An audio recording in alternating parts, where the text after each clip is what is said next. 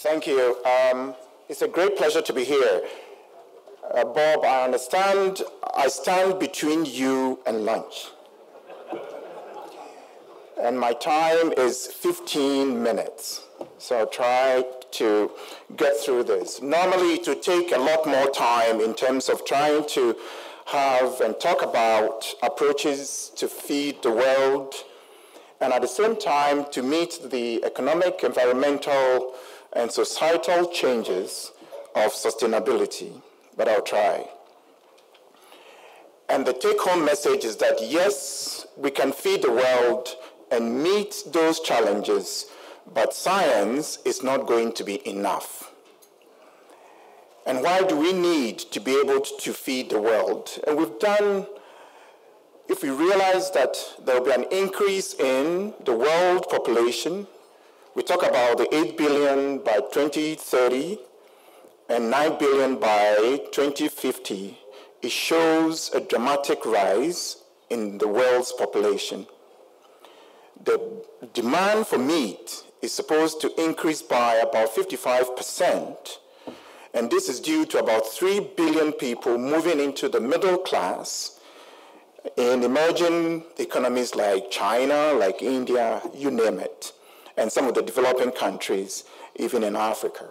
At the same time, I think we, among the 6 countries which can actually say we can feed the world, will have to provide this food in a safe, affordable, nutritious, and environmentally sustainable manner. I'm a beef guy. So following our, I would talk about my experiences in the livestock industry, especially beef. What our work has shown is that if we can increase efficiency of production by about 5% in Alberta, the calculations show that we can save producers about $100 million a year if only a third of the livestock producers adopt those efficient improvements. We've always done very well. Livestock producers have always done very well in terms of an increase in feed efficiency in the production of meat. So between 1972 and 2007, it used to take about close to 850 pounds of feed to produce 220 pounds in terms of pork. In 2007, it was now around 700 pounds to produce a larger animal. So the feed efficiency basically increased by about 32%. That is huge. If you take the beef industry, between 1997 and 2007, to produce the same amount of beef will require 70% of the animals we used to use, 81% of the feed, 88% of the water which we used to use, and only 67% of the land. And for those who want to count carbon, it's resulted in a 16% decrease in the carbon footprint of the beef animal. I'll not go into details, but I can send this presentation and you can see what we do in Canada relative to the US, relative to Japan, and relative to Brazil in terms of the carbon footprint. We do very well here. And if you take milk, compared to 1994, each gallon of milk now requires about 65% less water and 90% less land, generating about close to 76% less manure and a 63% smaller carbon footprint. But the world is not all that rosy. To maintain the path of efficiency, one of the areas that we may need to work on is the greenhouse gas through the eructation of methane, which by calculation is about 25 times more powerful than CO2. So how do we increase efficiency, meeting the requirements of economic sustainability, environmental sustainability, and even the social trust or the social license? So the question we did ask about 30 years ago was that we do know, for those in the beef business, that feed costs in terms of feeding animals will range from around 25% of the total cost of production to around 40% of the feeder value. So if you take the 5 weights, for example, and you take an average of about 130 per 100 pounds, feed cost alone will be close to $300. So in terms of the feeder value of about $712, $720, is about 40%. So if you can increase your efficiency in terms of feeding, that is huge. The innovations that will help us in terms of science includes the omics, genomics, proteomics, functional genomics, you name it. That is what is going to get us there, and that's what we've been using in the livestock industry. The other one, which I'll not talk about today, is nanotechnology. But as you heard, the third one in terms of bioinformatics and big data in the livestock industry is what will propel us to be able to feed the world. So what have we done? Very quickly, we can measure the individual intake of beef. We can either do it through the growth safe system in order to be able to select animals which are efficient. And we can use the omics, we can use the big data, and this is a schematic, but actually it's real in terms of the innovations which have gone in to measure methane, carbon dioxide, and even the energy expenditure of the selected animals. We can do it in these hoods where the animals are trained to put their head into those chambers for us to be able to measure CO2 and methane. And we can do it within a grazing situation, even in the fields, where the animals go in to eat, and we can, in terms of airflow, be able to measure methane and carbon dioxide. We can use all of this to help identify animals which are efficient and animals which are not efficient. This particular graph tells us in terms of methane production. And just like in golf, low residual feed intake means very efficient animals. In this case, we are talking about the ones in green. Okay? Just like in golf, anything above par or the so-called high RFI is not good.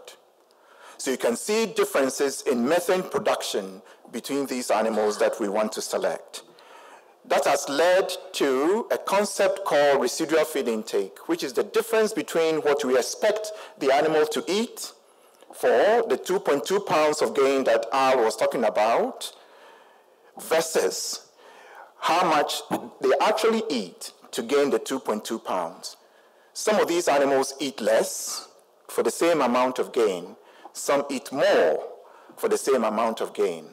And we are able, through genomics, have been able to select them with a heritability of about 40%. So once you select a bull, which is low residual feed intake, it will pass on those genes to the calves. By using that in a commercial setting, we're able to show that using a pen of 200 animals each, the efficient ones, of course, cost less in terms of feed intake relative to inefficient ones. In this time, we use the same 3 pens of 200 animals which had been deemed inefficient. And the dollar amount was about $5,000. And if we multiplied it by the total amount of animals on this particular feedlot, we're saving about 524 tons of barley for this particular feedlot. And if you take a look at it in terms of actual amount, if you take feeders, the calculations show about $19 to $38 million of savings. And if you take the cows, those who are efficient, it will be around 54 to 110 million. This particular concept, in terms of reduced feed intake at equal weight, and average daily gain, the efficiency improves by 10 to 15%. The production of methane is reduced by about 30%. And of course, it translates into savings. But science is not enough. We know the omics, we know nanotechnology, we know the ICT in terms of bioinformatics. What we need to do in terms of feeding ourselves and feeding the world is to take a look at what Charlie Arnott basically says, shared values versus the skills we have. I know the science, I can use the science, but what is the point of using the science if we don't have shared values in terms of those that we serve? And what does that really mean? Charlie uses this to say that most people who are not in the livestock arena don't particularly care how much we know until they know how much we care. So as we move forward in terms of increasing efficiency and trying to feed the world, we should keep this in mind. And it means that the three pillars that we should take a look at are these ones. Of course, we have to be economically viable. We need a return on investment. We want to increase productivity and increase profitability. The science is there in terms of, as I said, the omics, nanotechnology, and the use of big data. But the third one is that we should be ethically grounded in terms of having the social trust, not a license. You will not hear me talk about license. The social trust in terms of responsibility, respect, fairness, and the truth about what we do. The science is there to make us feed the world. The question I have for all of us is trying to maintain a sustainable balance in terms of the economic, the environmental, and the social. I used to be at the University of Alberta for 31 years. I'm now at the University of Lethbridge as the Vice President Research. And I assert that our future in Alberta requires very innovative and integrated solutions to addressing the important issues facing us on the environmental side, on the societal side, on the economic side. And again, thanks to Ken and Jamie for inviting me here. I believe in smart agriculture. They use a different phrase, but I believe in smart agriculture, in bringing together science, data, research to lead us into improved practices and outcomes, and trying to influence the progressive policies of government so that we can employ in a very integrated way feeding the world. And at the U of L now, what we want to do together with our partners on the federal side, on the provincial side, and with the college, and of course with the industry, like the one that Ken heads, is to focus on adaptation of science to answer the questions that he tries to answer 10, 15, 20, 25, 30 years from now. How are we able to do that? Our strengths are as listed, but basically our strong connection to community as an industry is what will lead us to the promised land. And we'll take the leadership role together with our partners to pursue research and develop new knowledge and train the next generation of students required for this enterprise of increased efficiency.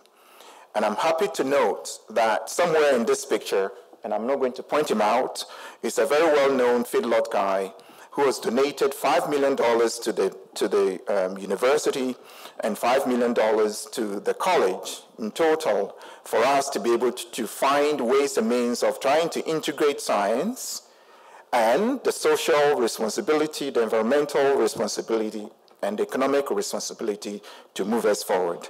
Thank you very much.